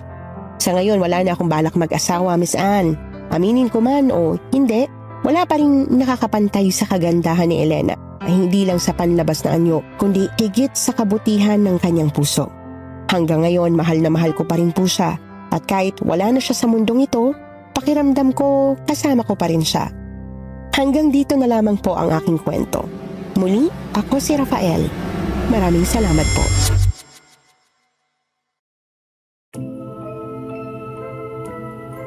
May iba't ibang klase ng pagmamahal. Pagmamahal na marunong magpalaya. Pagmamahal na kayang magsakripisyo. At pagmamahal na akala mo'y totoo, ngunit isa palang mapanganib na pagnanasa. Ang kwento ni na Rafael at Elena ay paalala na kahit gaano kasakit ang pagkawala ng mahal sa buhay, hindi natin dapat sirain ang ating sarili sa lungkot o bisyo. Lagi rin nating tandaan na wala tayong karapatang sisihin ng Diyos sa mga nangyayari sa buhay natin. At sana kapag nagmahal tayo, huwag nating kalimutang magtira para sa ating sarili. Lagi nating tatandaan na kahit anong pang pagsubok ang dumating sa buhay natin, may isang Diyos tayong kasama at nagmamahal sa atin.